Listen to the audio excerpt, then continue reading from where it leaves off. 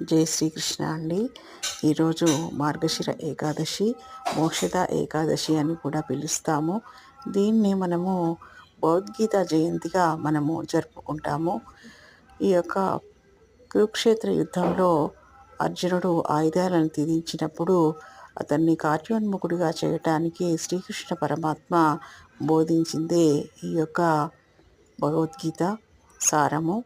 మరియు మానవాళికి ఎంతో ఉపయోగకరమైనటువంటిది. కర్మ సిద్ధాంతాన్ని బోధించి ఏదైతే మన జీవితంలో లభిస్తుందో దాన్నే మనం స్వీకరించాలి అనేటువంటి సిద్ధాంతాన్ని, అలాగే ధర్మాన్ని, సత్యాన్ని బోధించినటువంటి భగవద్గీత. ఈ యొక్క భగవద్గీతలో 700 శ్లోకాలు ఉంటాయి, 18 అధ్యాయాలు ఉంటాయి. ఆ యొక్క జగద్గురునైనటువంటి శ్రీకృష్ణుడి ముఖతః వెలువడినటువంటిది భగవద్గీత. అలాగే వ్యాస మహర్షి రాసినటువంటి మహాభారతంలో ఒక భాగము భగవద్గీత.